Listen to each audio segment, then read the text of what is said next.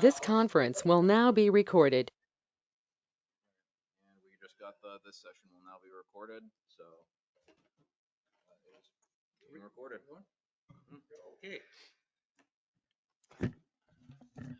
I'd like to call this meeting of the Port Orford Planning Commission to order. It is 3:31. Uh, um, let's see, we have Commissioner Lawton is here. Here. Commissioner Head, Here. Commissioner Berndt, Here. and Commissioner Thielen. We have 4 commissioners here. Commissioner Lovendall is abroad,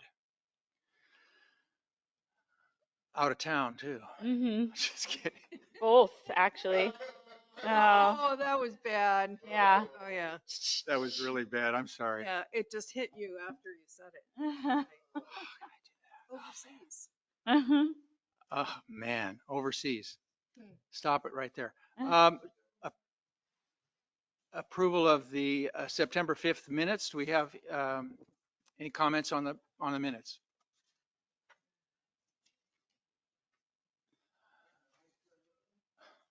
It's terrible.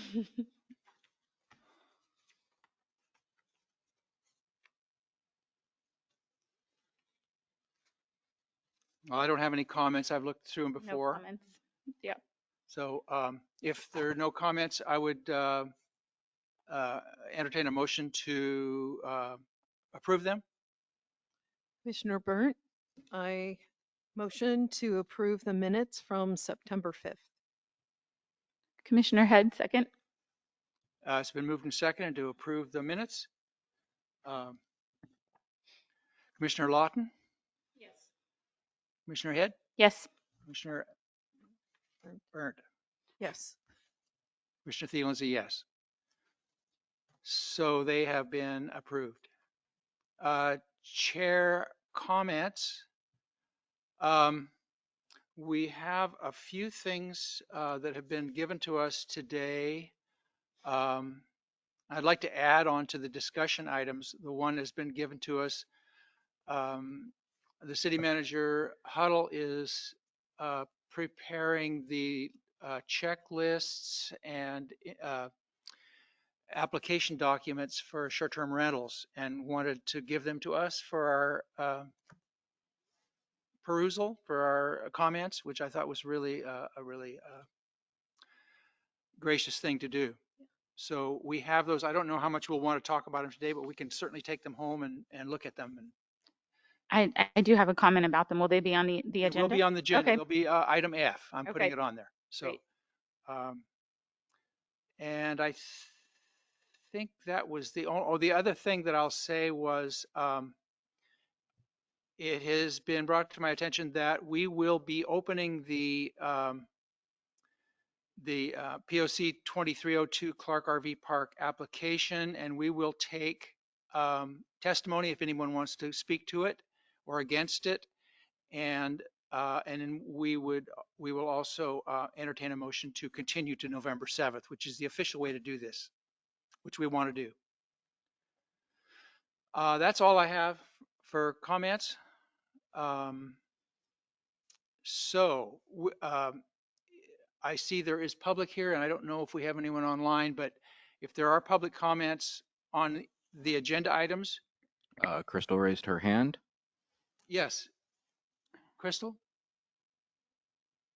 You are muted, Crystal. I just raised my hand to say I'm online. That's all. Okay. Joseph, is there any way to turn up the volume? Yeah. I believe the only way we could turn it up would be on Crystal's end. Where's the speaker? It is actually going through the projector. So let me see. I might be able to move it to go through the speaker.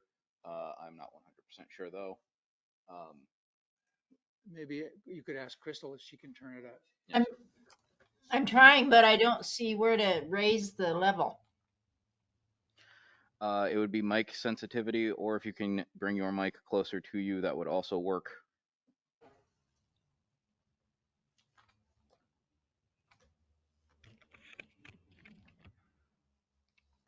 Hmm.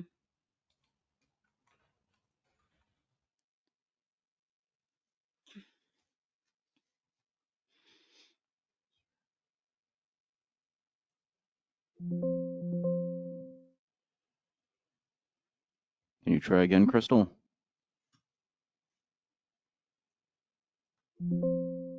You are muted, Crystal. Usually I see where I can make it louder and I don't see that now. All right. I believe. Sounds a little bit better, but It's a little better. Let me see. All right, one more try, Crystal. That's, I believe, as much as I can turn you up through here. This is Crystal.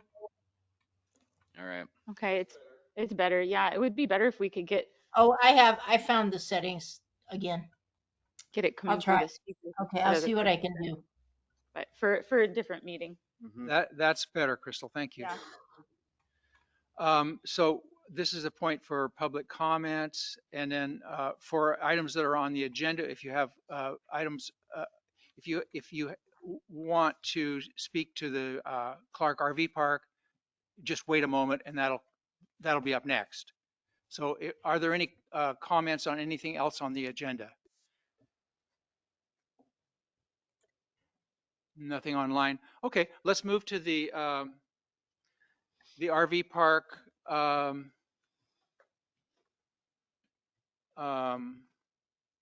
Application.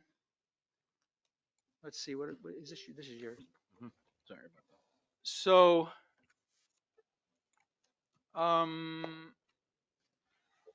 I think I need to open the hearing formally. I'm the chair of the Port Orford Planning Commission. I'm Greg Thielen.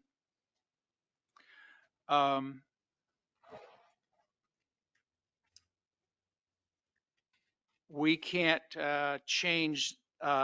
vary from or change the law as part of this hearing. We're required to base our decisions on the law that exists when the application was filed. Do anyone on the Planning Commission have any potential conflicts, family, financial, business relationship with any of the applicants? Commissioner Head? Yeah, Commissioner Head, I wanted to restate that I have a personal friendship with Christopher Kinney, who is representing the applicant. Do you feel it will influence your decisions in any way? No, I haven't spoken to him. I didn't even realize he was representing the applicant until the last meeting, so we haven't spoken. Have any of the commission members spoken with any of the applicants or anything like that? No. Okay, I have not either.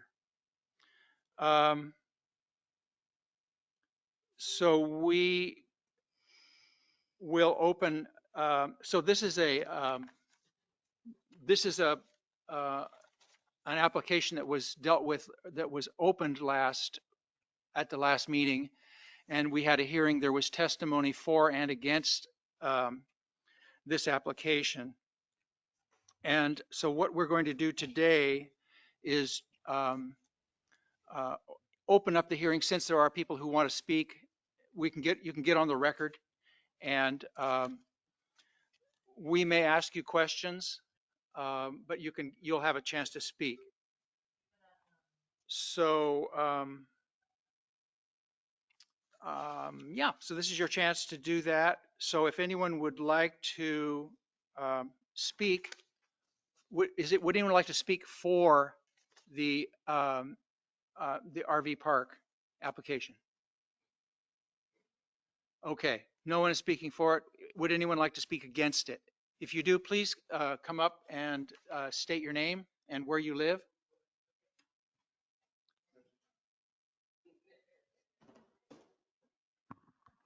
Hello, my name is Tim Leslie. I live directly across the street from the proposed RV park.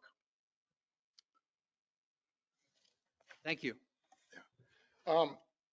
There's a number of different issues pertaining to making that piece of property into an RV park. The actual application was not truthful in the actual description of the piece of property itself. The piece of property is adjacent to the wetlands. The graded property itself is graded towards the wetlands on runoff. And that's just a start. The sewer system that was installed is not up to code. And the property just isn't big enough for an RV park. If I've given a copy of regulations from an adjacent Sutherland City Department ordinances to give you a bit of a guideline as to approaching licensing for a new RV park development, considering we have none in this town at this time. If you would read through those, that information, and we can get back to that in November, it would give you a better idea of what is involved in an RV park and the regulations that should be adopted by the city itself. Mainly egress, access, size of the spaces, facilities, all of that comes into play, not to mention in this ordinance description, the minimum lot size would be 2 acres to facilitate even the smallest RV park. That piece of property, I don't even think is an acre of usable space at this time. They also stated that they only had one dwelling on the property that was rented. There's 2 active dwellings that have been rented from the time in which the property owner bought the property.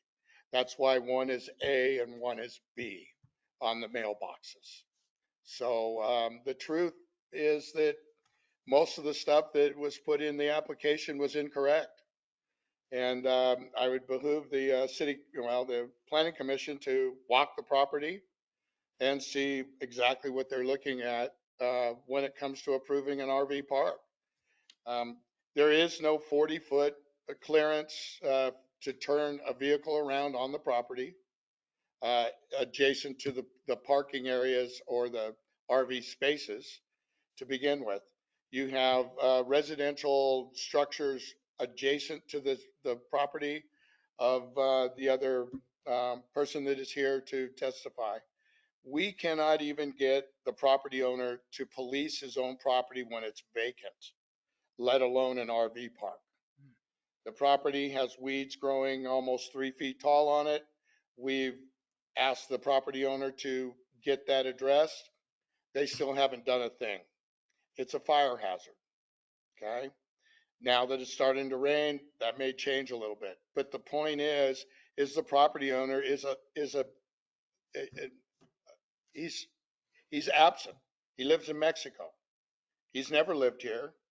And he has no skin in the game other than wanting to get revenue off the property itself any way he can.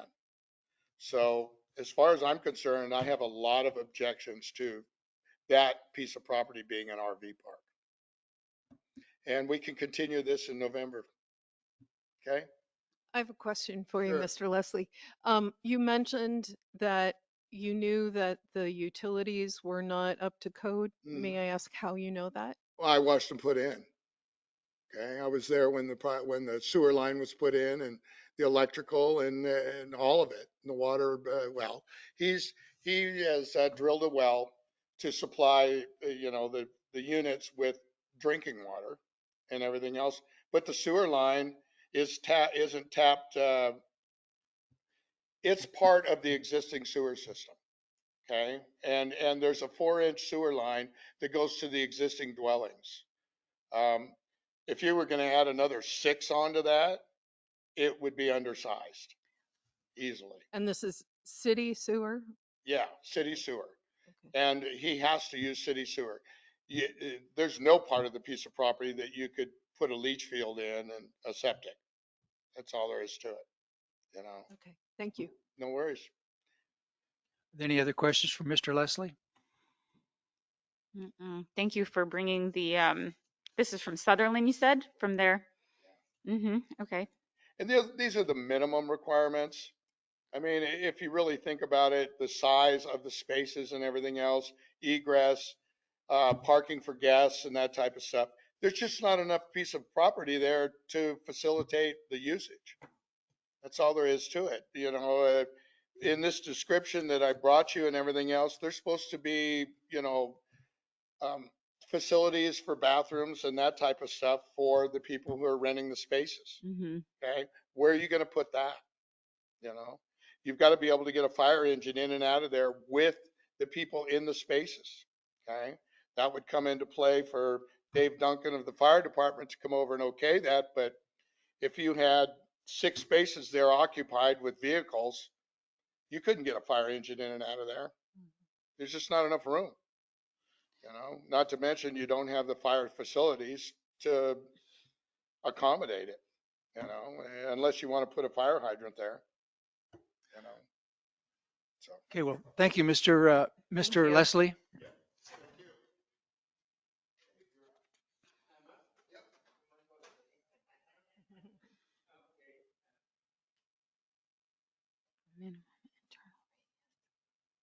My name's Dave Bartholomew. I live right next door to the property that Tim's talking about. And what he said is very true. There are 2 occupants there, 2 different spaces. One was a converted garage, and the other one was a house that was there before. I'm living with my mother, who turned 100 years old on August 10th. I'll be 77 on the 16th of this month. My parents bought that property in 1970, and she's been there ever since. And it would be a hardship for us to have people over there, and who knows who would be in there, who would be visiting. Right now, everything with the 2 people living there is just fine. And but the proposal, like Tim said too, is so many things that the property, when you go look at it, they really, there's not much to it at all from the back house. It goes out not very far till it starts to slope down, and we just wouldn't want that kind of thing going on in there. We think it was unnecessary. We have RV parks all over already, and as Tim said, I think the man. I haven't seen him in about 5 years. He's promised to come up and look at a fence that he built there and do some repairs on it. Haven't seen him. He's as far as the weeds go, he bought the gentleman that lives there has a real bad leg, and he bought him a machine to cut the weeds. But his name is Chris. Chris can't do it, and the machine is broken down twice.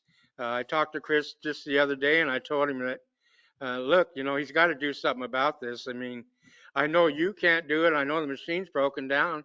The man can hire somebody, probably 20, 30 bucks to cut them weeds down, you know, and he doesn't even have, I don't know, that much concern about it, would be my guess.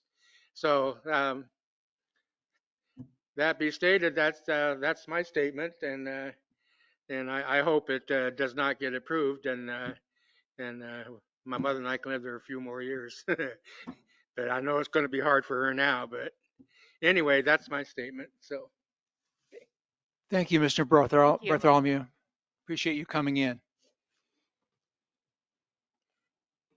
Is there anyone online that would like to participate in this meeting?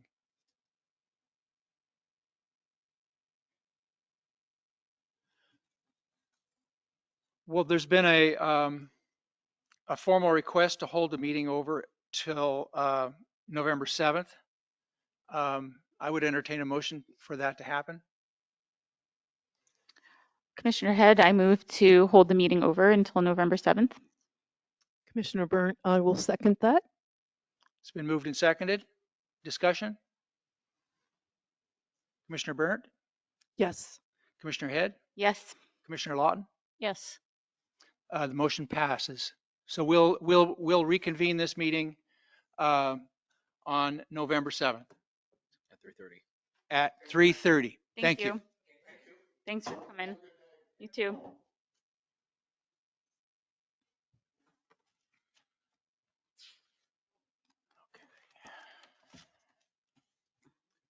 Okay, on to our discussion items. The first one up is traffic on Jackson Street. Okay, that's me, I suppose. Yeah, Commissioner Um, Burnt, yeah.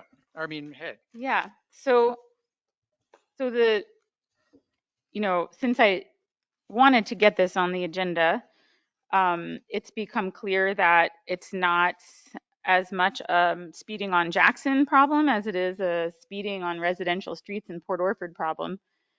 Um, but let's see, I have included, put on your in your spaces 2 options from Traffic Logics that I spoke with the company today.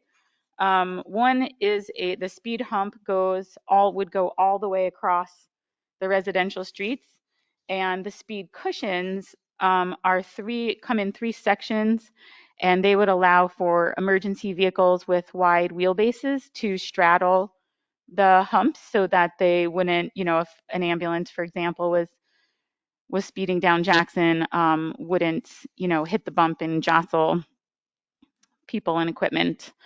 And I also spoke with them about pricing. I think it might be a little bit premature to talk about pricing, but the speed cushion, the 3-part structure, would be just over $2,000 per strip, so $2,280.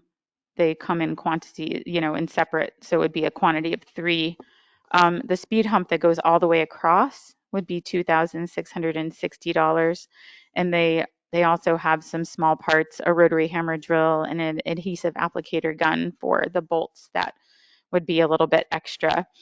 We also talked about, I'm not exactly sure about the legality of using ticketing cameras in Oregon just yet, but we discussed what they call a driver feedback sign, and that would be a flashing shine that would show drivers what their speed was, and that would also collect data on traffic speed. So my understanding is that the data is de-identified, so they're not actually taking pictures of vehicles and license plates, but it has a radar, it would give maximum speed, minimum speeds, averages, 85th percentile. So basically data on traffic speed. And then they have a cloud-based platform where the data can be stored and accessed. The first year is free, and then it's $450 per sign annually after that. But it does come with a Bluetooth option where somebody would walk up to the sign and download the data periodically, and that would be free. So that sign they're $2,749 a piece. So, for now, that's the extent of the information that I have about the traffic calming solutions and a rough idea of how much they would cost. So, what I would like to see happen, there's also another discussion on Port Orford Networks on Facebook regarding speeding again, and some other horror stories, things that have happened to people recently, pedestrians with their, either in mobile wheelchairs or with their pets. And there was recently an accident on Port Orford Loop. So I would like to see us maybe form a working group of potentially planning commissioners, maybe somebody from the city council, working with the POPD, and maybe members of the community to sort of investigate the logistics of traffic calming measures, get input from the police and see what they think, and maybe discuss with Crystal potential for getting grants. If there's something in our comprehensive plan that talks about maintaining safety of local streets, residential streets, maybe we would be eligible for some kind of grant funding to to cover the costs of traffic calming measures. So that's my little spiel. I have a couple of questions. Sure.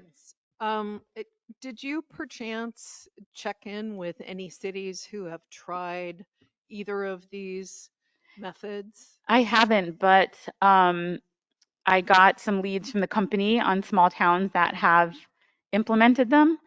And so Port Orchard, Washington, which they had us confused with, has apparently, which happens all the time, Yeah. which has bought some of these traffic calming materials from them. So I was thinking about reaching out to them and maybe call the company back and get some other ideas of small towns that have implemented these measures. I know that um, this is sort of anecdotal, but there's a small town where my mother lives in southern New Jersey that implemented some of these traffic calming measures, and they've been extremely effective.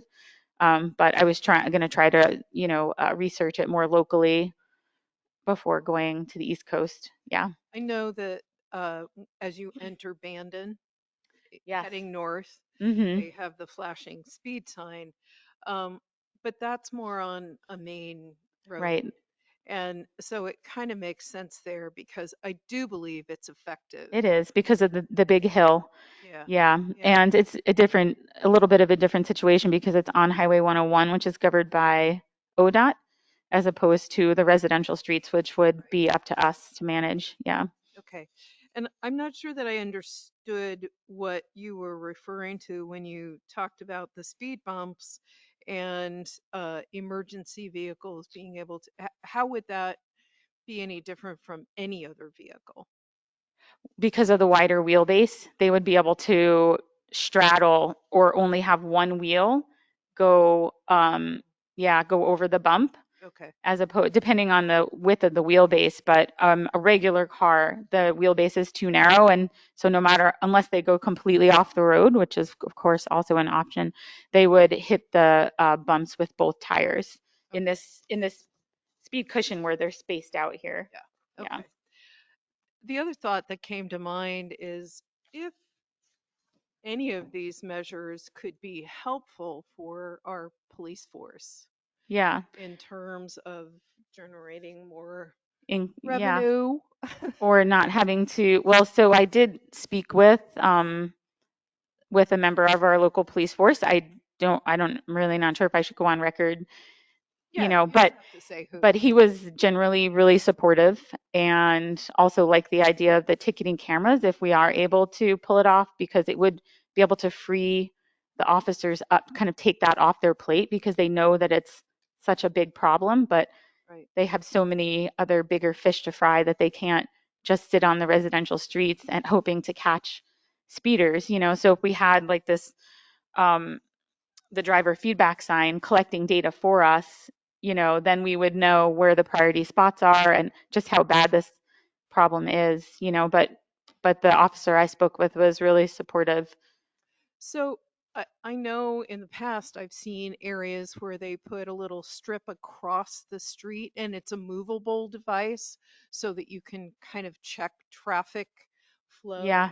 I'm wondering if there's some kind of device like that Right. Something that's that less lower that tech would and help cheaper. us to determine the amount of traffic in Right. different sections of the Mhm. town that would then, help to determine the correct placement of Right. these. Yeah, I can reach back out to the company and ask them about that. I'm not sure if I don't think that they sell those because they're what they do is traffic calming solutions, so but we might be able to get to acquire one of those and sort of place it around town to see where the bad spots are. That's not a bad idea. And likely cheaper than these options. Thank you for doing the research. Sure. Yep. It's a huge issue. I had some thoughts and some questions about, I'm of the kind of mindset to go after people who are actually doing it rather than try to change the whole city. But I'm wondering how we first were talking about Jackson Street, and then other people were saying that there are other areas of town. Are there a handful of specific areas, or is it kind of everywhere, or are there spots like, are there particular places that they're speeding? And then the other piece of it that I I wonder about, is this like joyriding in the middle of the night, or is this like people going to work that are It's speeding? two separate things happening. There's the daytime speeding, which could be, people spacing out on Jackson. It's a long straightaway and there's part downhill. And so there's that. And I've seen people that I know also speeding. So I'm sure people are just kind of spacing out. And then there's people that are just intentionally going really fast. And then the nighttime speeders seem to be a different group of people. They come out at night because they know that there aren't any police on duty, and they use the town like a racetrack. I don't know if you can hear it where you are over on Dee, but people on Pinehurst, and people on the Loop, and people on Washington and Idaho and Jackson have all reported hearing this at night, and it does, it wakes people up. It's so loud, um, and there's, I mean, we can't get the police up out of bed every time somebody's doing that, so it just happens, and it happens over and over and over. So it seems to be, there's two different problems. There's like the daytime speeding, and then there's the nighttime racetrack Okay. thing. Yeah, So there's the joyriding and the just conscious or unconscious speeding, exactly. Daytime, yeah. daytime. And So people have identified that the place on Port Orford Loop where the speed limit changes from 35 to 25, where it comes into town, is a huge problem because people are already going 45, and then they're not slowing down when they hit the city limits. So that's a problem. I know in front of my house on 15th and Jackson is a huge issue because we're sort of at the bottom of that long hill.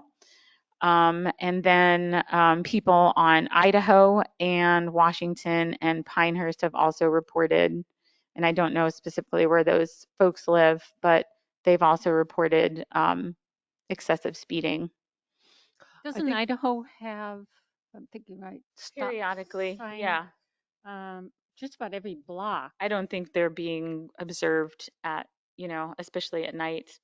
The stop sign on well, you live right there. The stop sign on Jackson and 18th is always, continually being disregarded. So, Yeah, I'm more worried on that particular street that the huge trucks, there's a lot of development going on up in Cedar Terrace, and huge trucks coming down, whether they're septic sewer trucks or water trucks or construction vehicles, right. they roar down that hill. Yeah. I'm not sure, but they always seem to stop, the Mm. ones I've seen, Mhm. observed. They Well, always that's seem good. to stop at the Yeah. sign, but still they race down until the Mhm. end. Yeah, that's And dangerous. it's dangerous. It's a dangerous spot for sure. I mean, so Traffic Logics also has rumble strips, which could be a good option for coming down that on Vista, coming down to Jackson is a huge issue as well. So if there are a number of areas in town where speeding happens, and um, the speed cushions or that sort of speed bump Mhm. approach was taken, that would require speed bumps kind of all over town, or in Certain problem problem areas areas. So to maybe there'd be discourage. 5 sets of them, or Yeah, that's what I was thinking. I told him less than 10, you know, could yeah. be strategically placed. So yeah, and I think in my mind, I would weigh any cost that the city would spend against the police hours that it would take to actually patrol or be Right. aware of speeders and actually put the hammer down on people who are, Right. so that the town gets a reputation like it does on 101, Right. which is that you don't speed. Right. That a little bit of that goes a really long It ways. does. There's a dedicated traffic officer, but their priority is 101, Right. understandably. So, Yeah. I like your idea of a group of people to study it. I think uh, since it was identified as a traffic enforcement problem at the last meeting, we were that, I mean, that phrase stuck in my head. It's a Right. traffic enforcement problem, which I think is kind of this in the city manager's Right. Yeah, that did come from ODOT. wheelhouse too. Mm-hmm. So, Just so happens. who just happened to show up. We're talking about speeding on residential streets in town and forming a working group to explore the possibility of traffic calming measures. And when I spoke to ODOT to confirm that the city actually owned Jackson and it wasn't governed by ODOT, they said that we had a law enforcement issue, is what they called Is it. that it? Yeah, law Law enforcement enforcement issue. And they said, well, your traffic engineers should be able to, sort this out. Don't you have any traffic engineers employed at your city? So I was able to clarify what our situation is. Yeah. And so now I've been speaking with this company called Traffic Logics, and they make traffic calming solutions. So we're kind of mulling those over.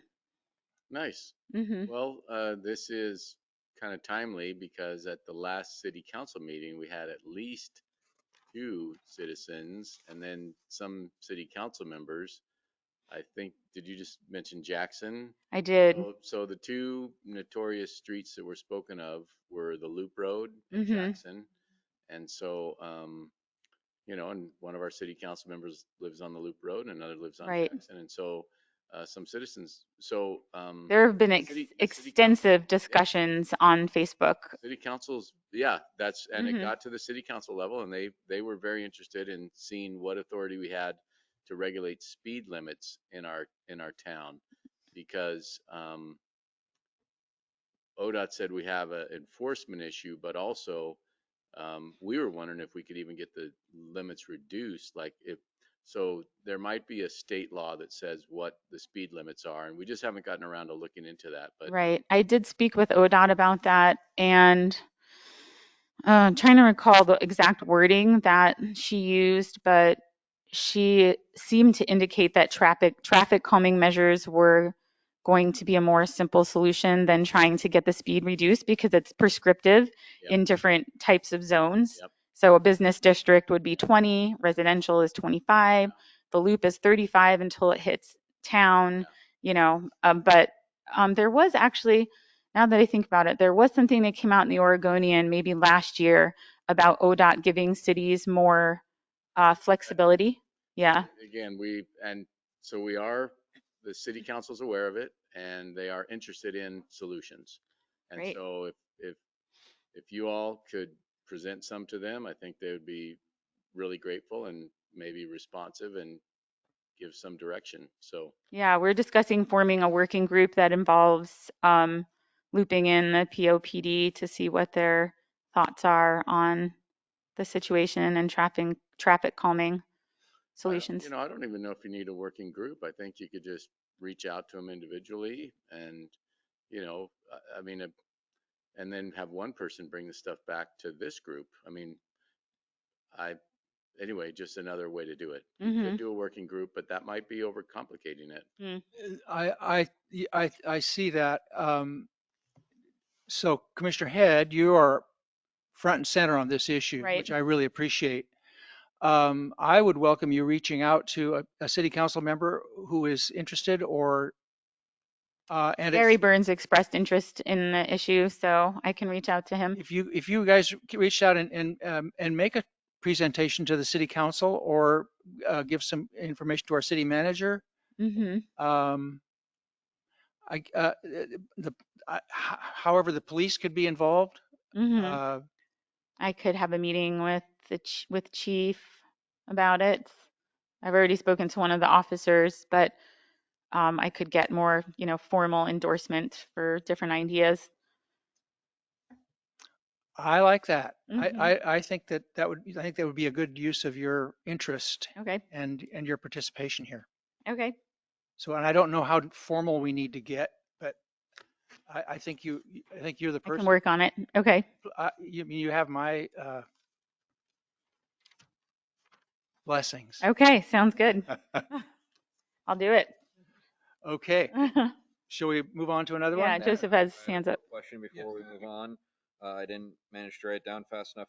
What was the price on the speed humps from the research that you did? I can leave this with you if you want, but the price on the speed cushion, that's a the 3-part strip is 2,280.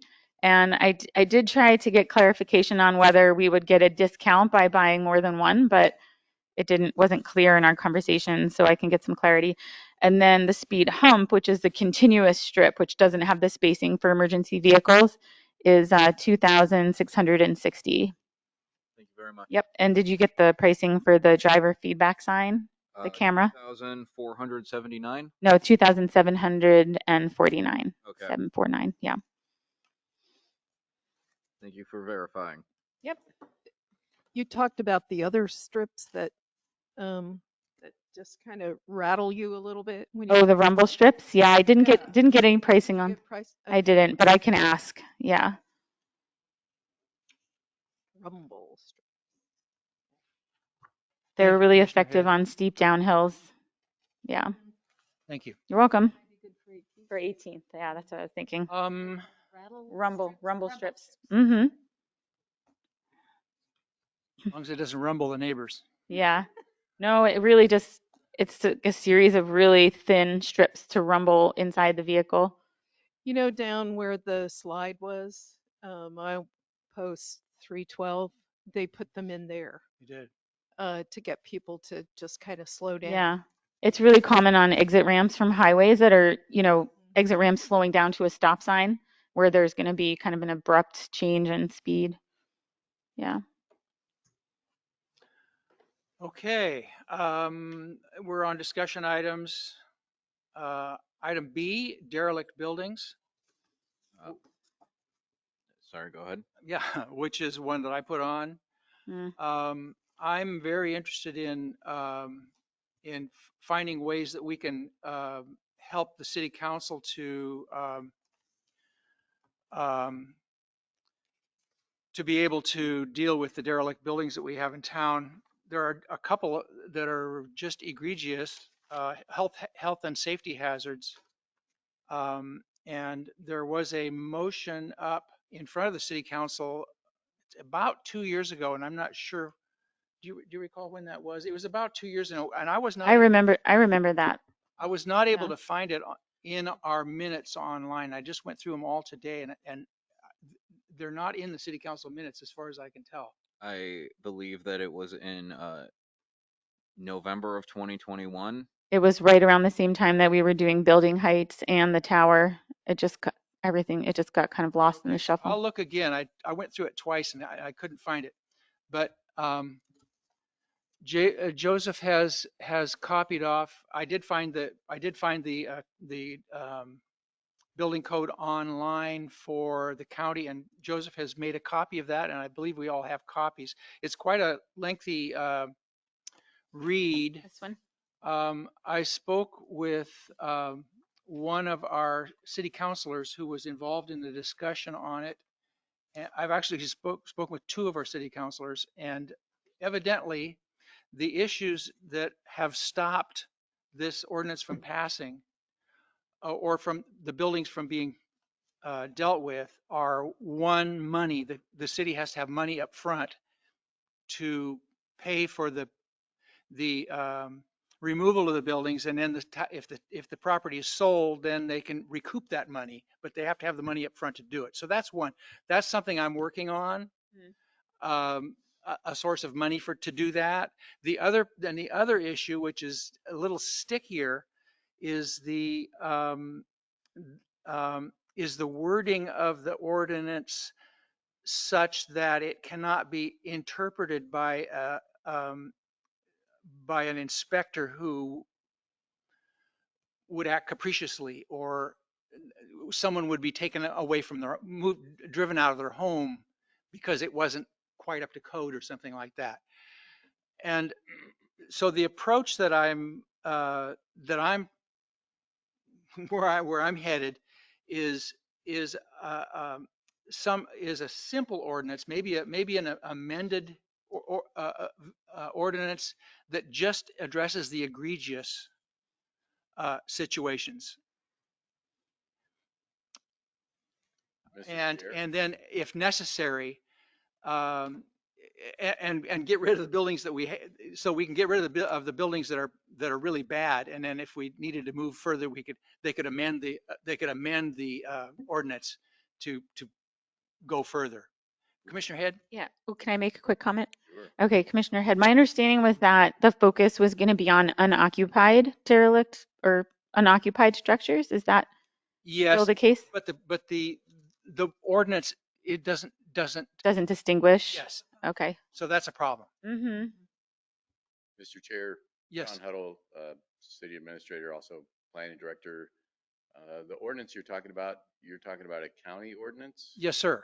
Okay, we do have a ordinance on the city's books that allows us to abate nuisance properties. Um, We do. So, yeah, look under Health and Safety tab, I think is what it's called. Does you see something there called Public Health and Safety or something? Yeah, health and safety. Then, Nuisances. Yes. Nuisances. so, and then it's abatement of, Abatement by the city, correct, 804-110. yes. Hmm. So, and the Curry County had a similar ordinance on its books, and we used that when I was at Curry County to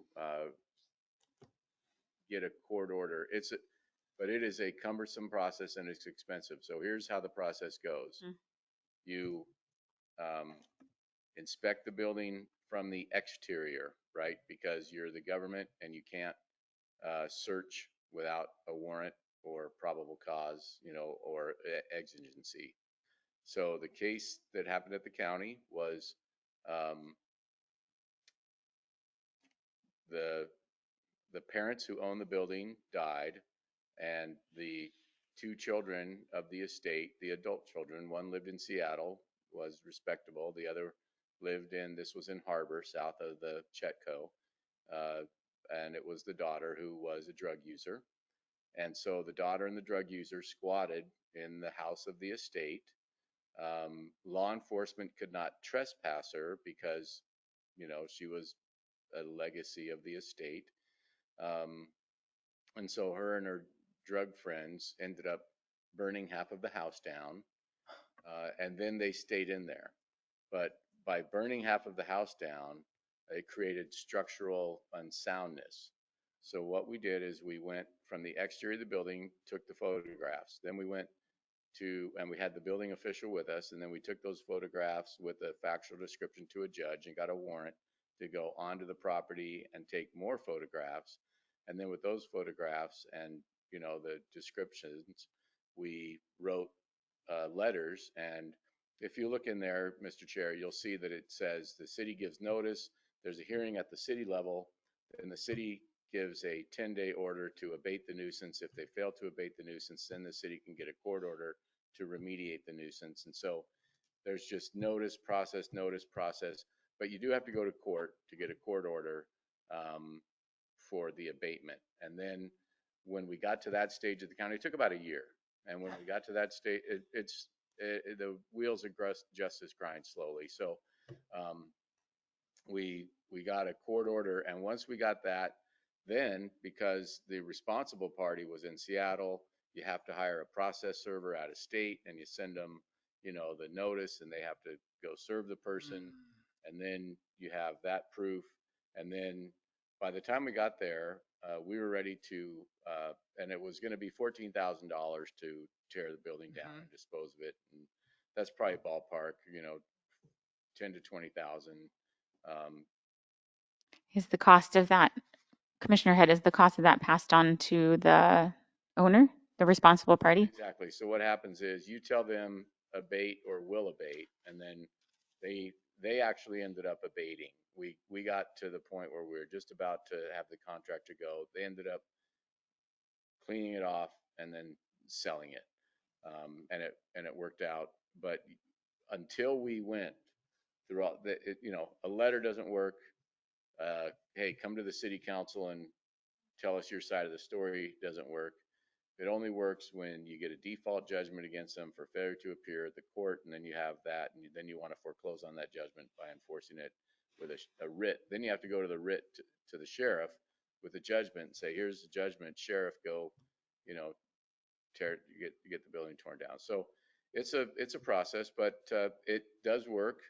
But it's time consuming and expensive. And we were going to do that when I first got here on the house on Arizona and Paradise.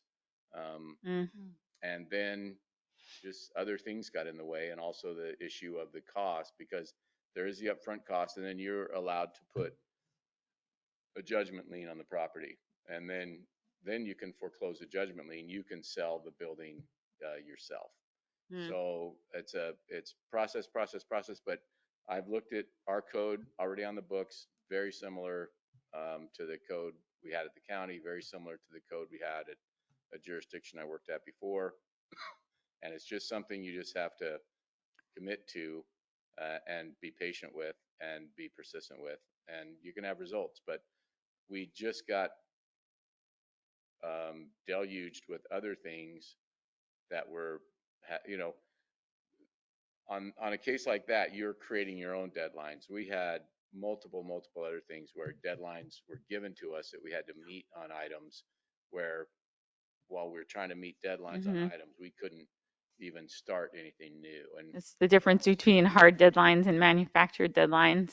Commissioner Lawton, this is based on a nuisance violation. correct. What about a health and safety It's violation? that's essentially a public nuisance is it's in our health and safety part of It the code. encompasses the health and safety as Well, well? that's what it's That's labeled under health and safety in the code. Yep. So yeah, and a building. So there's a doctrine called attractive nuisances. Let's talk about the Lindbergh House, for instance, that was recently taken down by the Historic Commissioner with the help of the Historic Commission. And by the way, with the cooperation of the owners of the house, they were on board with that. So there wasn't any fighting going on. That was a mutual agreed to item. But let's say the owners would not have been cooperative there. That house would have been a nuisance. It was in danger of falling down. It was halfway burned up. And then there's this doctrine called an attractive nuisance. Those kind of circumstances are sometimes irresistible to young children. So they do create a health and safety issue. So yes, it is based on health and safety and our local government's ability to regulate that.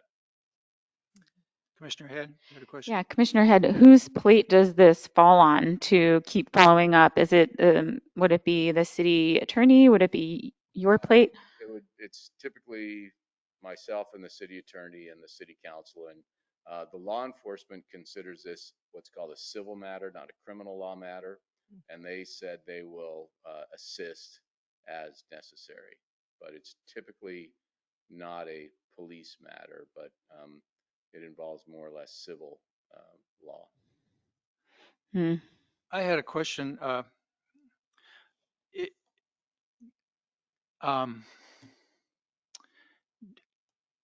Did the in your experience you're talking about down in Harbor, was the city or the county able to collect any of the legal fees or anything? We didn't have to get to that point. We were, we might have been able to, but you know, it was already kind of water under the bridge, for lack of a better word. And our goal was compliance, you know, cleaning it up. The recoup of the cost was certainly possible. We might have received something like prevailing party fees, but typically Oregon law, you have to have a right to have attorney's fees before you can claim them. Anyway, I don't want to get too bogged down. Okay, no, we could have, but we made a choice once after we got the court order and they said, okay, we'll fix it up, and it was done. We were okay with that result. I'm just thinking if there was a fund that we had, we wouldn't want it to be depleted by things that we couldn't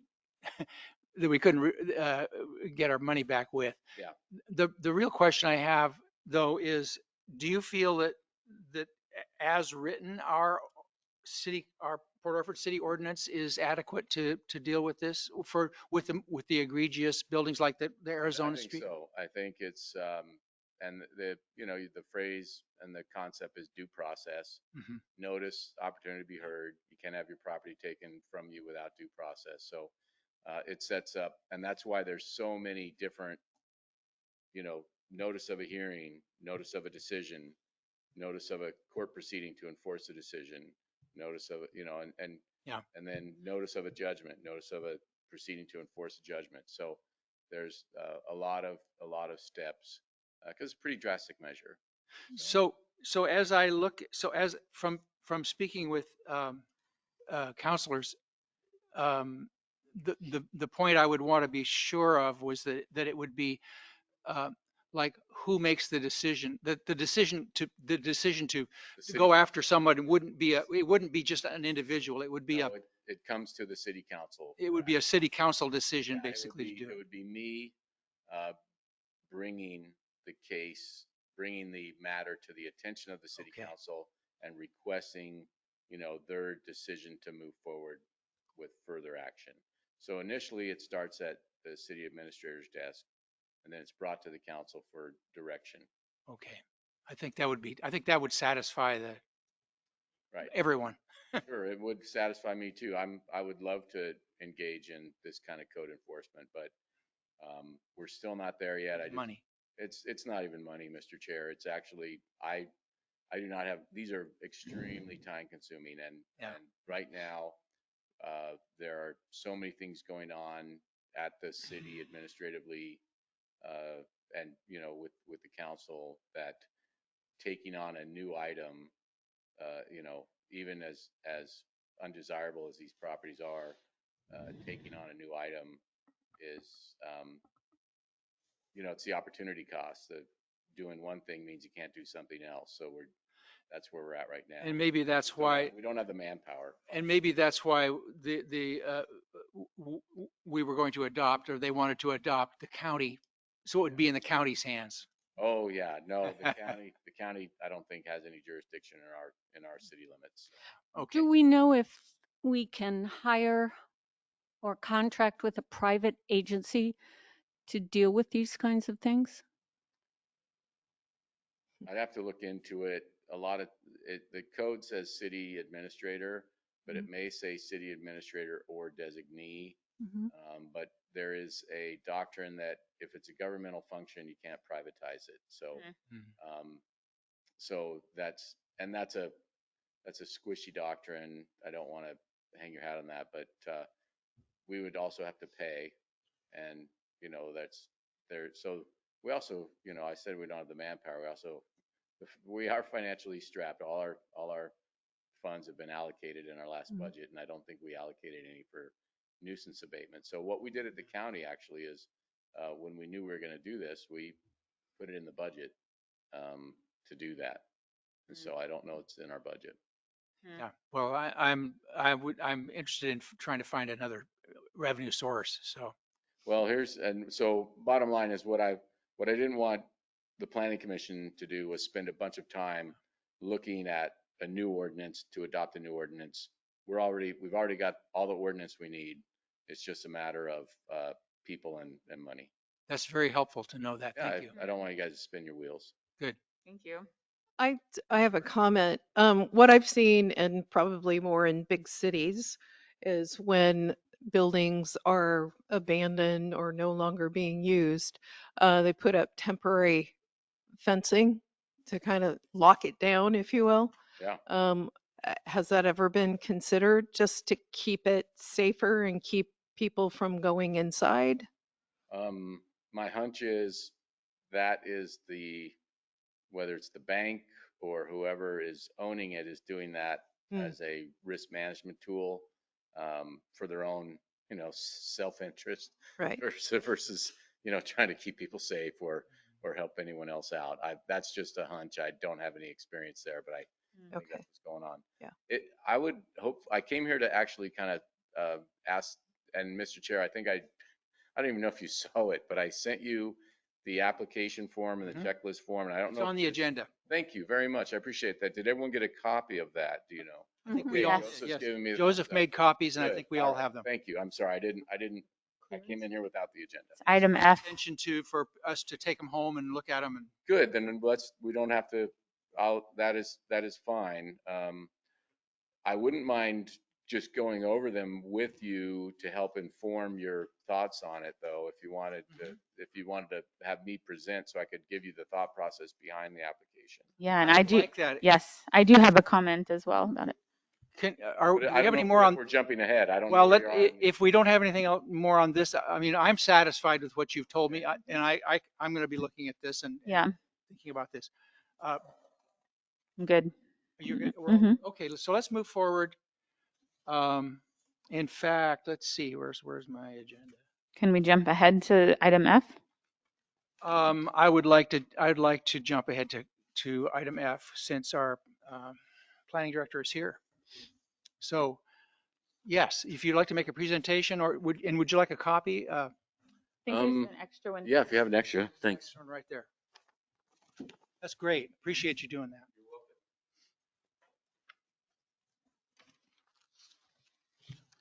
So, again, thank you to the Planning Commission for all your hard work on the short-term rental ordinance. The chair had been in my office and I had talked to him a little bit about the application. What I did is I created this application by just going through the ordinance, and the ordinance is very thorough, step by step, and so I tried to follow that. So except for, I think the fees are at the end, and I just wanted to put them right up front. And the ordinance had the fees could be in a range, and so I selected this range. Usually your fees are supposed to be a reflection of the actual costs of the work. And my hourly rate is close to $45 an hour. So I figured it's probably going to be a good 10 hours per application when you consider the paper and then the in-person visit. So that was the basis for selecting the 480. You guys had given a range, and then 75 for additional bedroom. That's fine. And then in the ordinance, the licenses are due every June 30th. They expire June 30th. So what we would do is we would prorate the fee to June 30th. And then it does, again, trying to really be upfront with the notification. Failure to renew may result in loss. It's annual. It expires if not renewed. There's a waiting list, and that will open up the list. And then what we wanted to avoid was online renewals. We want to make sure these are physically received to eliminate any possible glitches that can result from electronic transmissions. And then if people use a different courier, they assume the risk of late arrival, and then we say where it goes to. So then the owner applicant, the authorized agent, and the designated representative for complaint, these all came directly out of the ordinance. These are all described in the ordinance, so we want to have these. And then the contact person, our ordinance also has some language of contact person, and that is determined to be the authorized agent or the owner. Then with the written attachments, these also came out of the ordinance. They have to have the written authorization of agency signed by the owner, if not the owner. In other words, if either the authorized agent or designated representative is coming to us with this application, or an applicant who's not the owner, they need something signed in writing saying that they have such authority. And again, the site plan is straight out of the ordinance with 2-scale lot lines dimensions. Photos of interior, these are in the ordinance. Floor plan, proof of liability insurance, proof of transient lodging tax registration and compliance. And then we say failure to comply with TLT will result in loss. A signed copy of the Good Neighbor Guidelines. These were the City Council really appreciated those, and they're very important. a photo of the good neighbor guidelines posted on the property. So they could do more than one of these, but yep, or similar. So they have to describe if they've done it different. A listing number on the website of like a VRBO or a B&B, the completed safety checklist, and that's a separate item. Proof of garbage service with windproof receptacles. I think this was required, and then other as deemed reasonably necessary by city administrators. So if I go on there and I see some real funky additions or a garage conversion or something, to be like, hey, I need to, I would need follow up on that. And then they certify under penalty of perjury or other forfeiture of license that the above is true and correct. And then the office use is the date of inspection, the initials, whether the license is granted or denied, and what the reasons are. And then if you recall, in the ordinance, it has an appeal right, and it says they can appeal a decision. And then moving on, assuming they get the application filled out and turned in, then I have to schedule an inspection. And it says it's the licensee's responsibility to assure that it is, substantial compliance with codes and fire and building safety health. And then we have the completed checklist for fire safety, extinguishers, smoke alarms, carbon monoxide detectors.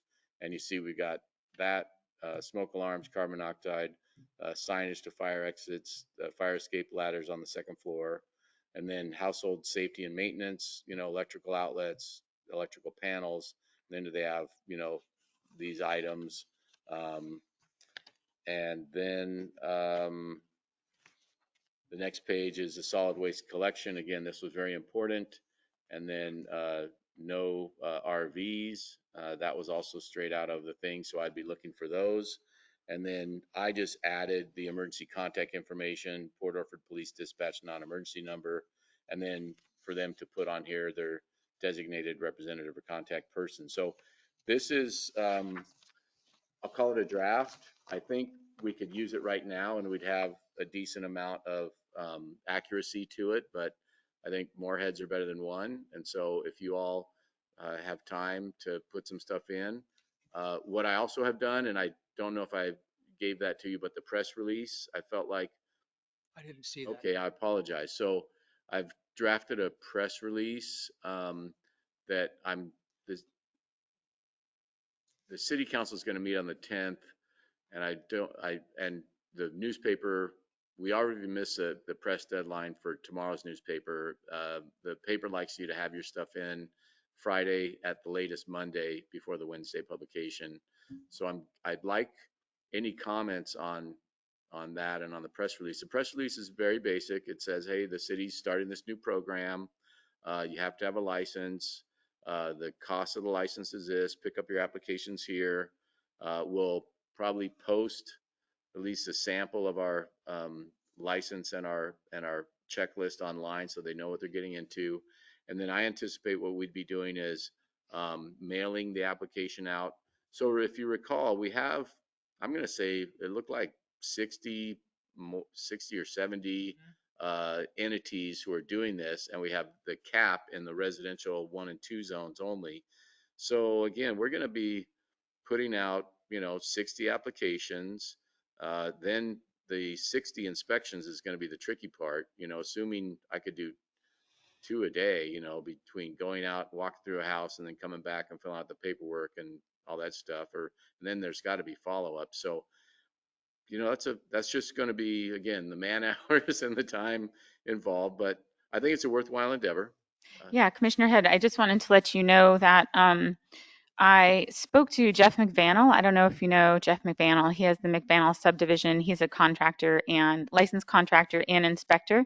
Oh, good. Building inspector. And we had in the past talked about having an external contracting with an external inspector and just having that be absorbed as part of the cost to the license holder, Sure. licensee. And he said that he would be interested in, being contracted by the city to perform the inspections. And he'd also be willing to look over the safety checklist. Yeah, no, I mean, again, there's so many, I think the building codes, they get very particular, like your stairs have to have a rise over run of this much. And, you know, you have to have a handrail that can be gripped. And, Hmm. you know, there's a whole lot to the building code that I don't know Yeah, anything it gets about. really It'd granular. be good. And then Hmm. the only other thing I wanted to add is I'm having a Zoom meeting. Joseph, did you go to Bandon and look at were you one of the people from the city who went to Bandon to look at their program? I think it's out of Granicus that helps I, their, I had a phone conversation with, good. it was Ann Velisis, I, and, uh, was it Kristen or the, the planning director in Bandon? Good. We spoke with her about So Granicus. I'll be doing a Zoom meeting here, and I'm trying to set up for Friday because they are using that to administer their VRBO program, and she made it sound like it was a real time saver and money saver. So um, I'll be trying to get that meeting set up. You want to be on it? Well, I was going to say, Yeah. did you get the information that I forwarded to you about the contact with Granicus? So I followed up after that meeting Ah, with Granicus, okay. and I actually have I forget her name, but I can send it to you again. Uh, she gave us a price and we talked about the different levels. It might be, you know, here's the funny part is that might have got to me before I really had awareness, Yeah. and it might have gone like right over my head, or I might have said like, what in the heck is this about or something, you know, it might have been out of context. I can send that to you again. Sure. I will do that. Okay. Uh, And like I said, she said I'm going to get, you know, their basically user interface on the program through Zoom, and she's going to walk me through how it works. So that'll be nice, and then that'll help inform. From what you saw, did you see value? I did see value. Okay. I did see value. They have several different components. They have 5 different components. To kind of get into the game, it's about she quoted me at $7,000. And the last time I talked to her, I said, "Well, we've adopted." I called her and just made a courtesy call. Thank Yeah. you for this. Yep. And I said, I'm going to be passing this off to our city manager, John Huddle, Sure. and at this point, we're not going to do anything. He may decide to. And she said, "Well, we can work with you on the price." Nice. Was the last thing she said. Well, So if, you know, honestly, if we are, you know, successful with this, let's, you know, initial application plus a bedroom, let's just use $500 as a round figure per application. And let's say we have 60 of these, I think that's $30,000. So that's a legitimate amount of money we would have to put back into the program. yes, and they will do. So they have the initial identification, and they're Mhm. scanning every day. They scan all the websites. Yep. It's done automatically. They have levels of enforcement, mailings. They have contact person kind of stuff. They have a number of different things. Commissioner Thielen, was that the company that put on the webinar? They put on Yes. okay. And I Yeah. think Oh, you all went, you Yeah, all saw I- that? Well, I attended the I webinar. received their Jessica email. was still the CA. Yeah. Yeah. Get on their email. Okay. list. Oh, okay. I made a Mhm. presentation to and I have some documents that I made for the Planning Commission. I will send those to you that kind of describes what Bandon is doing and what we're doing. Yeah, good. So Well, that'll give you some. Fantastic. So very helpful. I really just wanted to present this to you, give you my thought process on it, and ask if you can get me any ideas on additional information, suggestions, that kind of thing. And I'd love to hear about the person you Jeff. mentioned. Yeah. Mhm. So any of that will be helpful. You know, I want to make sure that we are, you know, preparing to roll this out and having as much preparation as possible, because this, you know, we want this program to be successful. So that's and we're, by the way, just FYI, we adopted this on August 17th, and our code says it's effective 30 days after that. So in theory, our code has been in effect for 2 weeks, and we have yet to get an application out to anyone. So I feel a sense of urgency on this. Yeah. Mhm. And, so I feel like I'm willing to go forward if things aren't perfect, but I'd like them to be as good as they can be. Commissioner Lawton, I have a couple of questions. where you're outlining every bedroom shall have a smoke detector and fire extinguishers, is that just merely complying with UBC codes? Perhaps. And is that something that maybe should be stipulated in this? That We, things- if you look at the very first bit of the number one under inspection checklist, we tried to be as broad as possible, where it says it's the licensee's responsibility to ensure that it remains substantial compliance with all applicable codes regarding fire, building and safety, health and safety, and other relevant laws. So it's kind of fuzzy. And the funny part is, we could, if we were to identify every single one of those, it might be a whole page or something. So, Oh, sure. but sure. but if I could, I have heard of other jurisdictions who do require the applicants to pay a private inspector to submit, like, I've inspected this home Mm-hmm. and it's good. it And Yeah. complies. so, but and maybe that's a way to save on manpower and avoid this. So if we just put the burden on them, Yeah. that kind of thing. Mm-hmm. Yeah. You're talking about too. Yeah. The other question I But we had wouldn't, I was, don't think we'd refer them, that we'd just say it's their job to do it. And maybe we give, like, here's 5 different Suggestions. people, Yeah. like that. Mm-hmm. Okay. the other question I had was with regard to solid waste collection. During all months, the dwelling unit is available for transient accommodation. I think solid waste requires a full year. You have to pay every month, whether you're Sure. there or not. Yep. And maybe I'm reading this wrong, but this reads to me like they only have to pay for solid waste when it's occupied. During the months it's available. So they can't So suspend. basically whenever they're advertising. Mm-hmm. They can't suspend the service. Yeah. So it may, in other words, okay, our code says whenever you're advertising for this, you have to have, the solid waste service.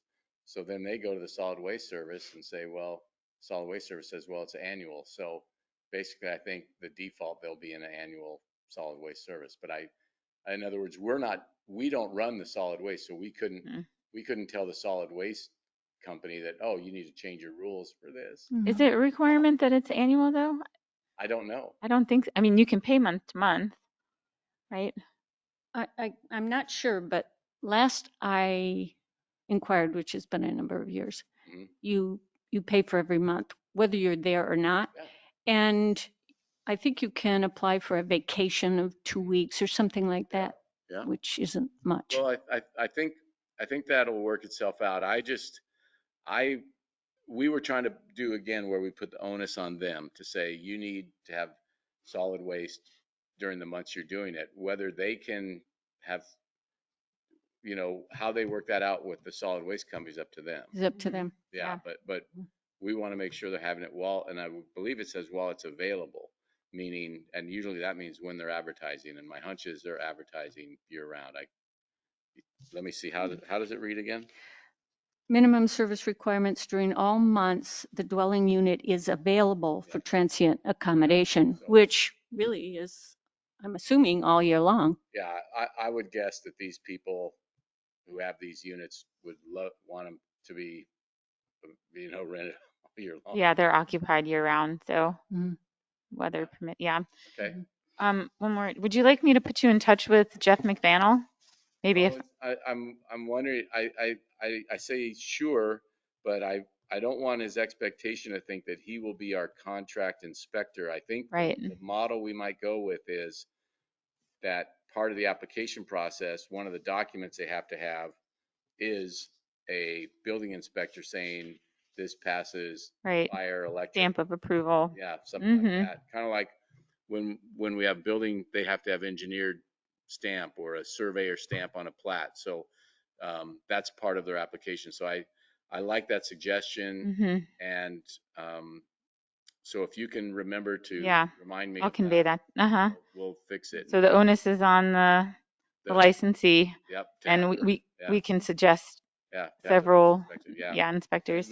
We may do away with that checklist if we're not doing the inspection. I Mhm. wouldn't want to try to tell a professional in the field what to do. That was kind of my list of, based on just kind of Right. you Or know. maybe we could suggest a minimum, this is the bare minimum of things that need to be checked from, I don't know, and maybe he could help us. yeah, he said he would Okay, give input on the list. So right. I can pass Yeah, a copy along to him. okay.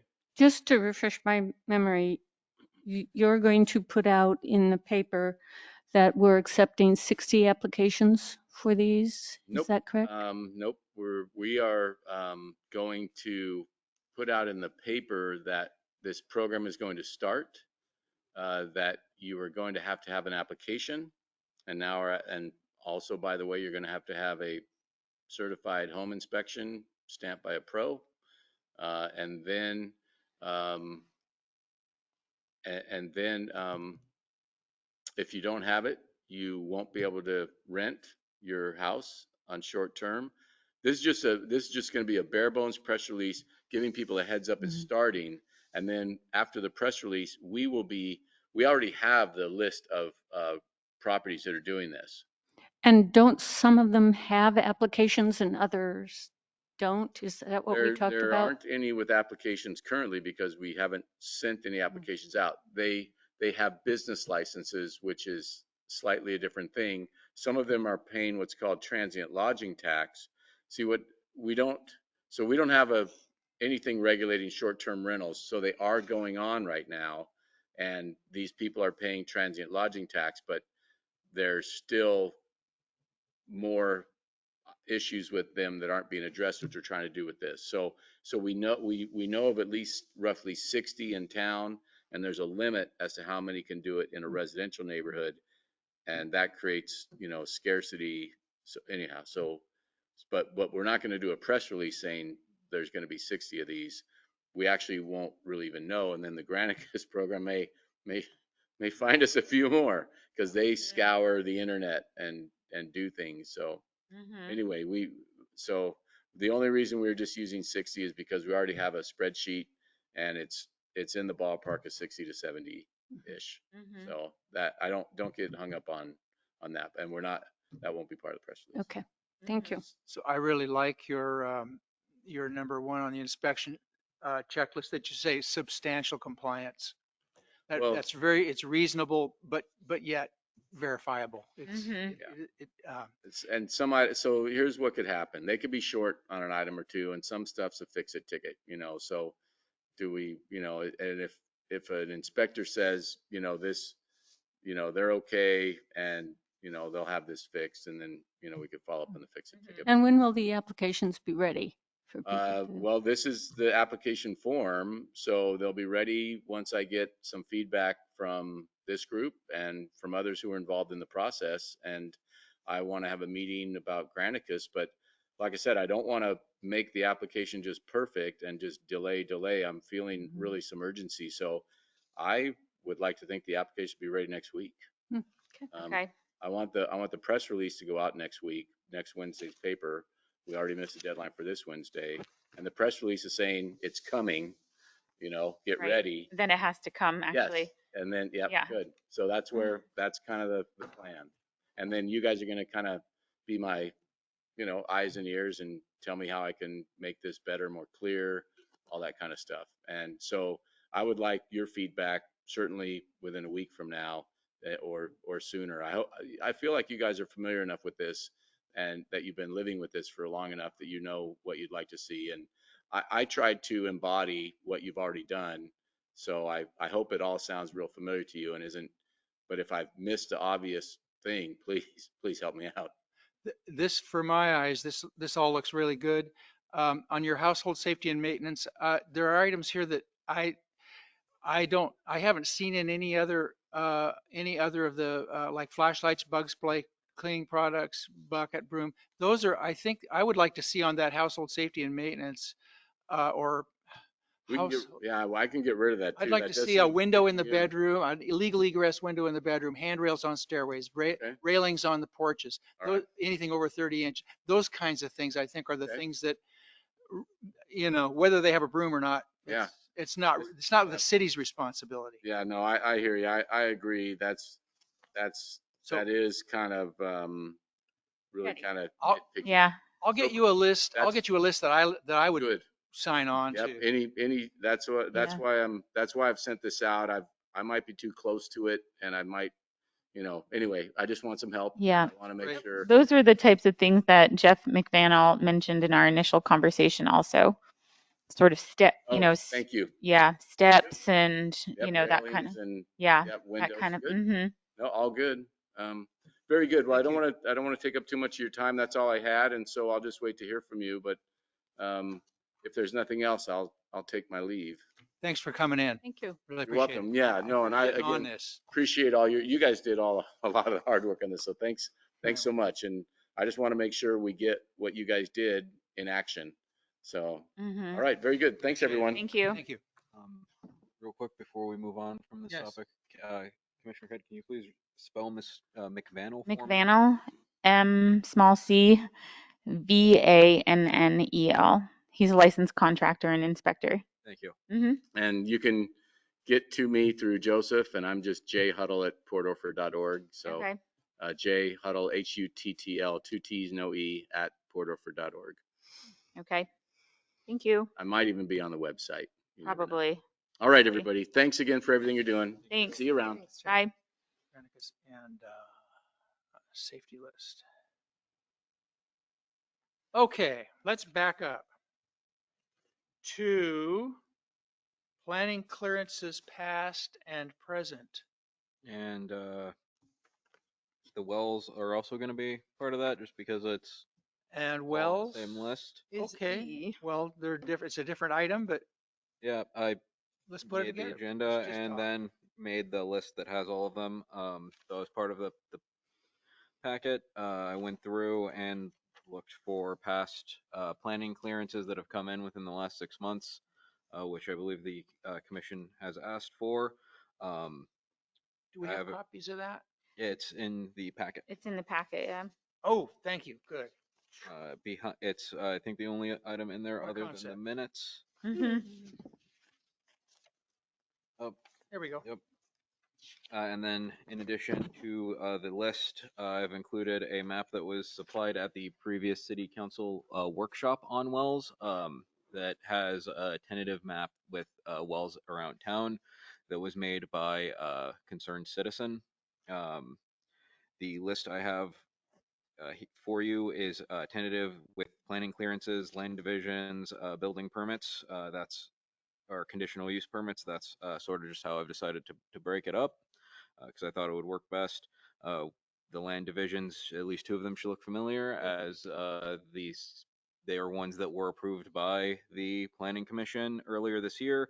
Mr. Guy Vernon on Madrona and Idaho did a land division and home development in May, or at least that's when his paperwork was in. Murdoch with the agent Chris Speed, she was in June, and you approved the land division. Gulbranson on Arizona and Paradise Point, that one was handled administratively, and that was in July. The building permits, just Mr. Guy Vernon on the same Madrona property as his land division was home. He's building a home, and that was on the Madrona, Idaho property. Mr. Maliga was submitted a building permit just to build a new home, and that was 465 5th Street. And What month? that one came in June, July timeframe.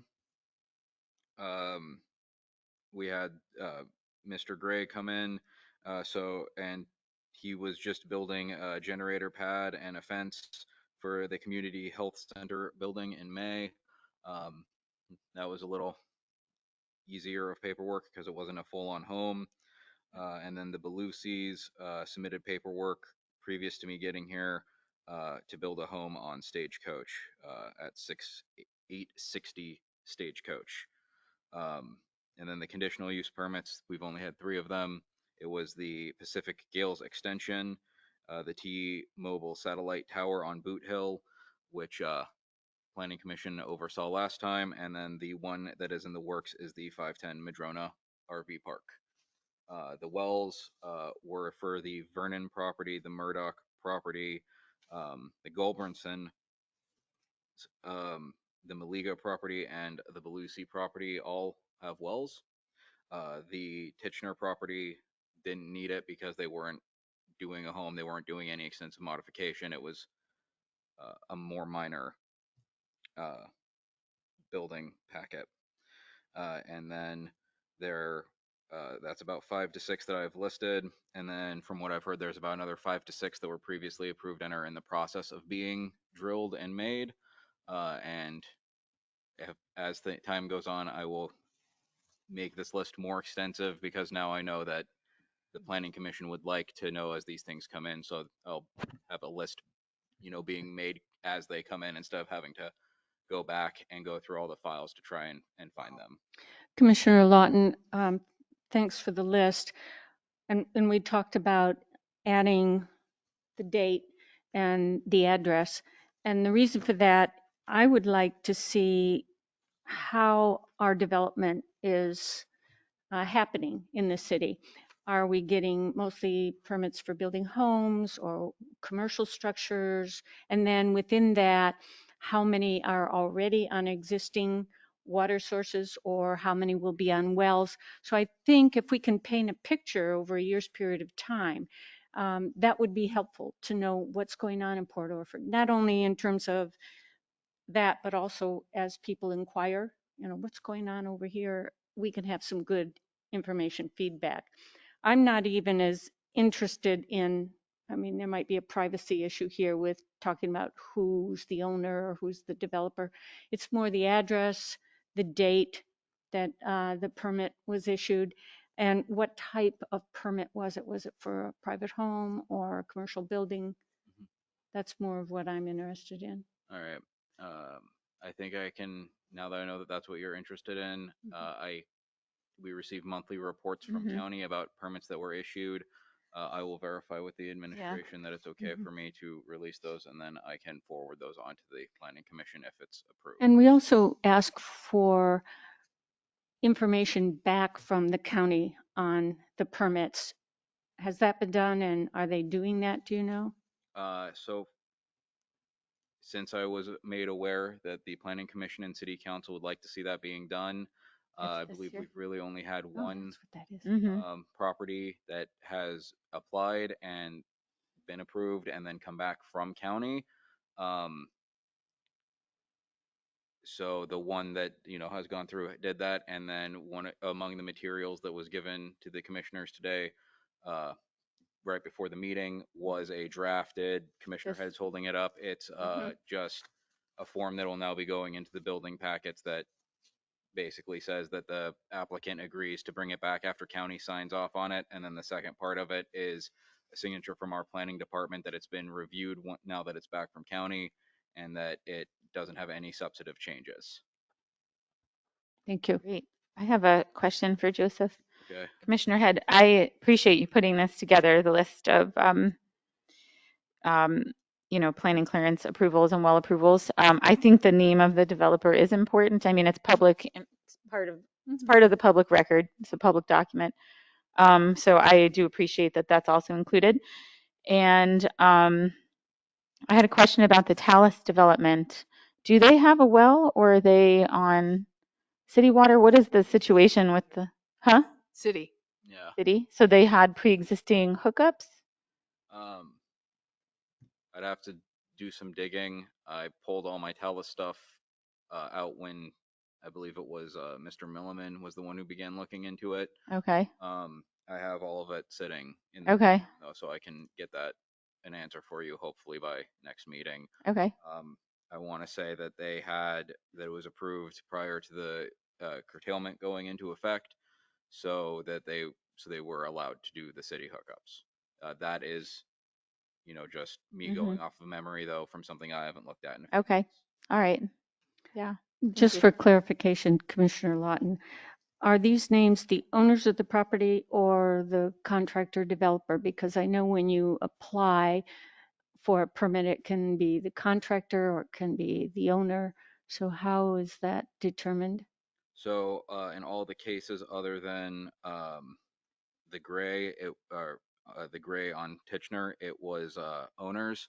Mr. Gray was the contractor though, so that was he was the one who I dealt with, and I couldn't tell you who it was other than it was the Coast Community Health Center. Right. So I'm guessing Guy Vernon is those. Guy Vernon is the owner and developer. Yep. But in some cases, it's listed on the plan and clearance application if there's an agent that is the primary contact for the project. Guy Vernon is the contractor for the Coast Community Health? Oh, no. For the For- properties that he came in For to his do. properties. He's- yeah. Yeah. Okay.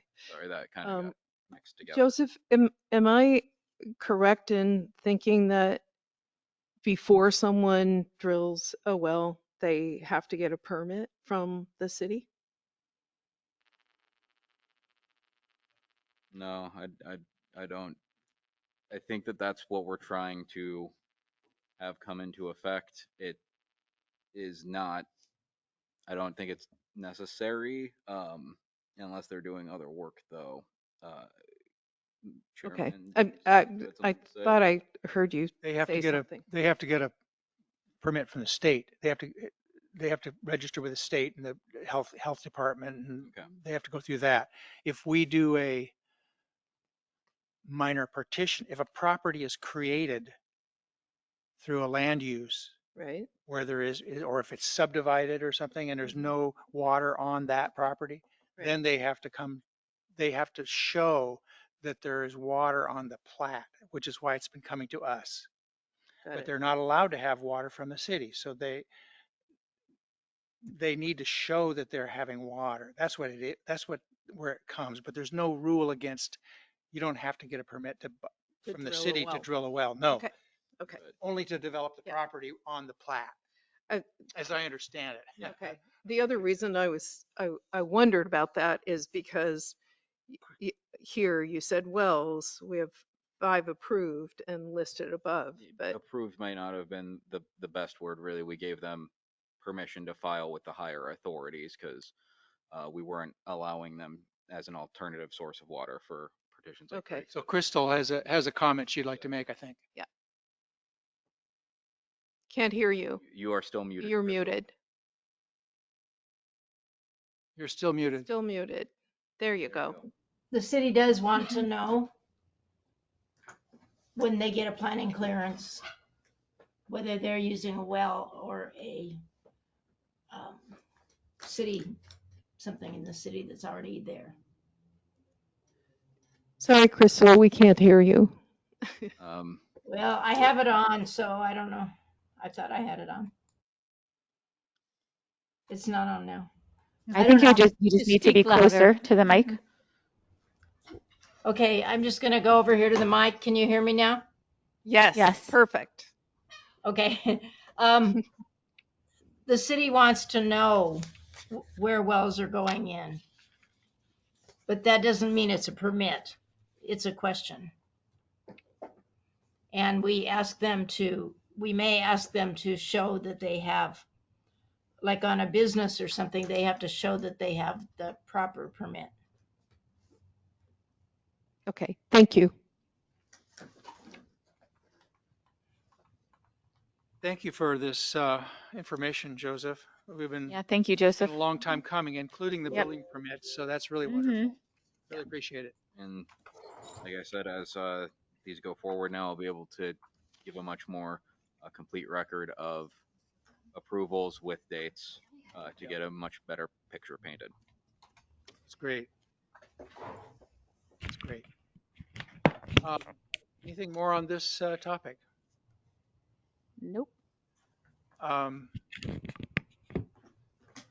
Okay. Well, planning matters. Other business, city planner comments. Yes, I did put in the packet a section out of the code. It's section 1704.155. And it talks about 120 days to approve an application. And I don't want to spend a lot of time on that today. And definitely I don't want to talk about an application that we have in front of us because we should be doing that in a public hearing. But I just wanted to say that the state and the city has incorporated what the state requires. They have a 120-day period to approve an application. So continuances can't go on and on. But and we can't tell them that they get a continuance. They only can ask for a continuance. We have to tell them that that's possible. If they would refuse to get continuances, they just wouldn't get their application. If it wasn't ready, they wouldn't get it approved. But we're not allowed to threaten them. That kind of has been worked out in court cases, that you don't threaten people by telling them if they don't get a continuance that they will not get their application. You just mention it once, and that's what they have to know. And you can also get extensions. The applicant can get extensions, and none of this is discretionary. So when the Planning Commission approves these things, if the applicant has requested them in writing, you have to approve them until you don't. And when you don't is when the time runs out, or they don't ask for a continuance when it's entitled to them. So that's just kind of a little bit of a background to kind of tell you that state codes intervene and guide us on some of the things that seem very simple. I have So a that's all I'm question. going to say. Thank you. So I'll get to your question. Okay. I had wanted to say something first. So as I understand it, on this letter E, it says on the 181st day after first being submitted, the application is void if the applicant has been notified of the missing information as required under subsection B. So I'm assuming that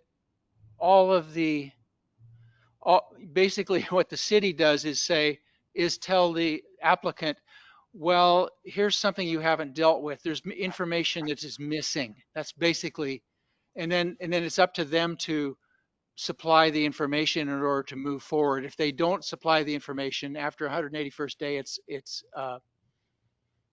it's void unless they request an extension. Correct, except that we have been doing a number of applications, all of them, since Joseph and I have been doing them together. We're kind of held in limbo. There was not clarity. The applicants at first thought they had submitted and they didn't understand what was required. And there was a lot of confusion. And so Joseph and I have been cleaning up those applications. And when I say cleaning up, making sure that they go through the process and things like that. So this one section that you referred to, 181 days, we have kind of dispensed from that because we've been doing a lot of hand holding to try to, just for this period. It won't hurt anything, I don't think, if it would go to court or appeal or something, because then we picked up when we got the applications in where we thought they could come to the Planning Commission.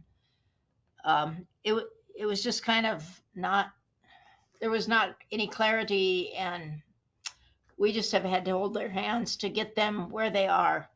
But yeah, when we tell the applicants that they need to use the building codes or something like that, and they don't do that, sometimes that's to their own, it doesn't help them, because when they have professionals involved, then those professionals need to be taking care of those things. And when we tell them a site plan is required, we don't tell them every single thing that's supposed to be on that site plan. Engineers are supposed to know that you put things on site plans.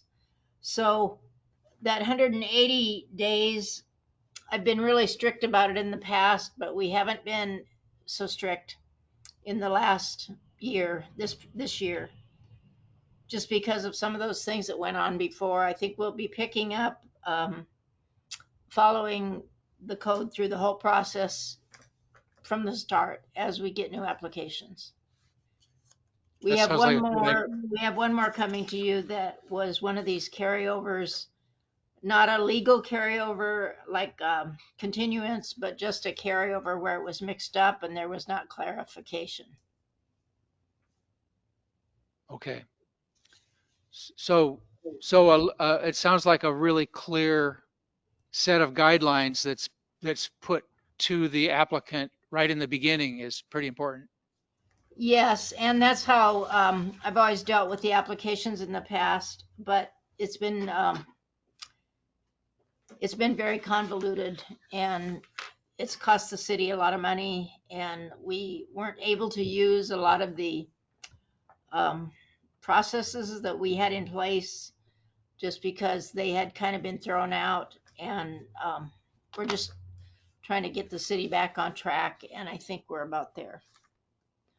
Joseph has been really good at learning all this stuff new, and there's a lot of detail in what we're supposed to do, but we can't always do it all for everything when an applicant's submitting, just because we run out of time. And so I try to use my expertise to make sure we follow what we can when we can, and occasionally there might be something that we miss, and that expertise of knowing how to do that. I mean, like if suppose you approve something and there's no conditions and the applicant's right there and there's nobody that's going to appeal, I might dispense with doing the decision because we've got the decision, we've got the minutes, and then nothing happened that had to be taken care of, just to save the city more and more expense, because we can just get so involved in minutia that you can't even do anything. But this is kind of how planning departments operate. You try to do what you can. You try to follow the rules. You have to know if you're not following the rules that you're not going to get yourself in trouble or get the city in trouble. And that's how it goes. Thank you for bringing your experience and wisdom to this. Well, I don't mean to say we're lax, but once in a while, that's what happens. Mhm. And it does most places.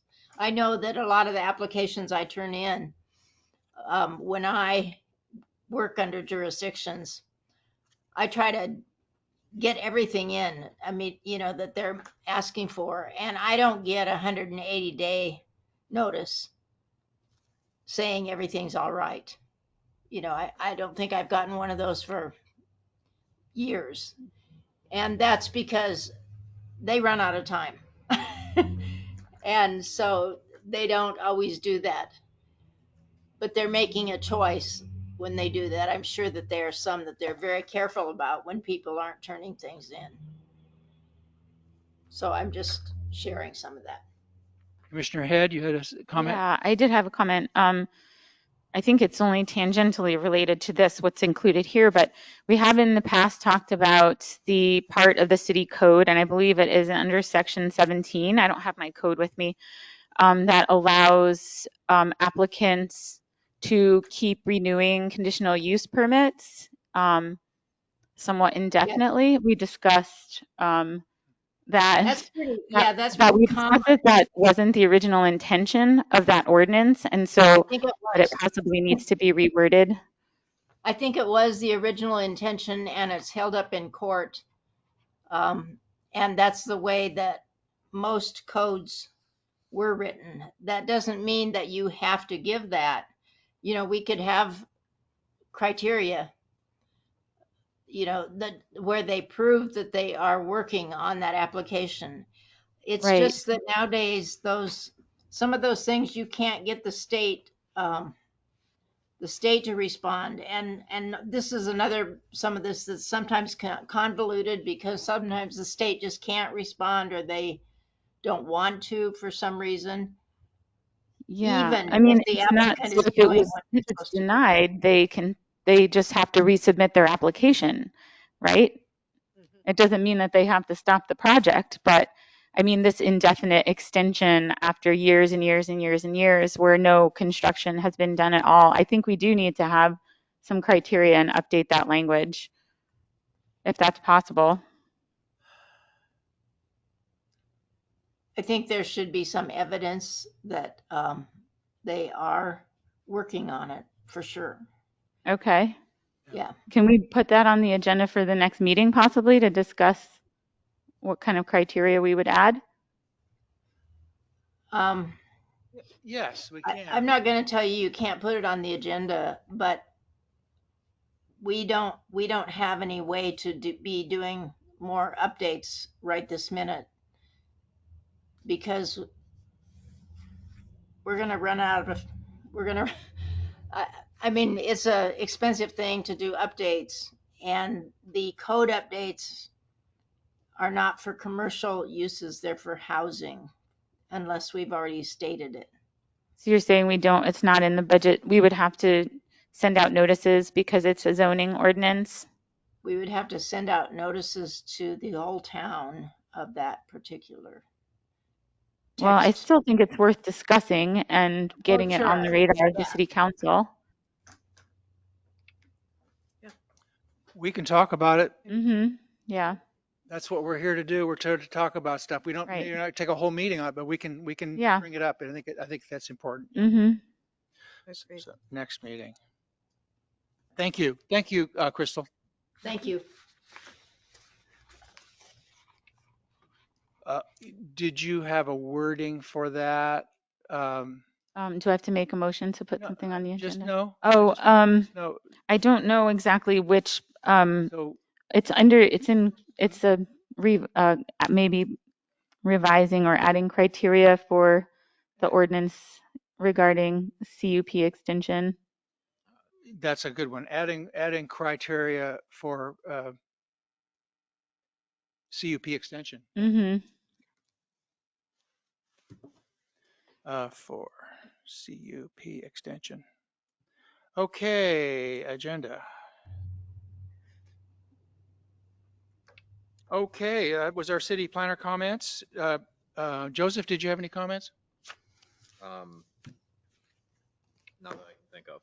Okay. Planning Commission comments. Yes. Commissioner to. Burnt. Yes. So in light of the fact that we are very close to being done with STRs, I'm pretty excited about that. I think that perhaps it's time to address affordable housing discussion again, you know, whether it's talking about ADUs or cottage clusters. There's rarely a day that goes by that I don't hear from someone who is looking for a place to live, and people are getting discouraged that there's a lack of housing and affordable housing. So I think we need to address that and have our city council address it and talk about some solutions.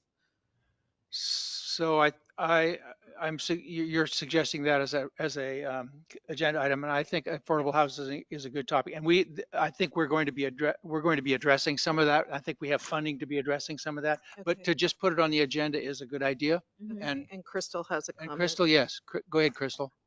Well, I know that Pam was gone when when I announced that we got the grant, and the grant for that will start in January, and it will last for about a year and a half. Great. So we can Okay. start That's a housing- brainstorming. Thank you. It's a Yeah. housing So grant. we will Yeah. start with what we've already worked on and some additions to that, and Mhm. try to go through that in the next year. Okay. Great. Yeah, we did also discuss ADUs and tiny homes and things like that. And yeah. Yeah. I have lots of ideas Yeah. when it comes Mhm. to that. Good. The other thing that I wanted to revisit was our comprehensive plan and getting that updated. Just kind of reviewing the city vision, and at some point we talked about readdressing and determining if we had updates Mm-hmm. for that. Agreed. And then I know the city council is working on the issue of the unhoused. I don't know if we can weigh in on any of that, if it's important to. But I have some ideas on that as well. Um, So, and maybe it's more of a city council thing. I really don't want to go there. Yeah. Mhm. Just because I mean, there'll be a meeting, there'll be a city council meeting this Thursday Yeah. Right. about it. I think they're facing it head on, Okay. Mm-hmm. Good. and Yeah. I think that's the right place for it. Yeah, I do too. Okay. Mm-hmm. Thanks. All right. When you mentioned the comprehensive plan and the city vision, it occurred to me in the last few weeks that something that we have talked about, that the city council has talked about, is reviewing renewing our agreement with the county on our urban growth boundary, Mm, Mm. which is what got trampled on when they passed that ordinance. Right. Uh, They basically disregarded what we had advised. Basically, Yeah. Yes. Ye- Uh-huh. yes. So, uh, could you include that? Would you include that with the city, Yes. with your comprehensive plan? Okay. Mm-hmm. Because that's a topic of interest for me. Right. Yeah. Same. Any other commissioner comments? I have one quick thing. Yes. Just a clarification. The city council meeting will actually be on Tuesday, not on Thursday. It is scheduled for October 10th. Oh yeah, 10:10. Oh, Mm-hmm. thank you. You're right. Mm-hmm. Just want to make sure that everyone is aware of the correct date. Yeah, thank you. 5:30? Yeah, 10:10. Yes, A week from Mhm. today. a week from today. Great. Great. 10:10. Okay. If there's nothing else, we're adjourned On time. Thank you. at Yeah. Thank you, Crystal. 5:26 and a half. Real quick, you didn't have anything else to say, Crystal? Okay. And I apologize for my crass remarks in the beginning. Oh. Oh, so crass. Forgotten.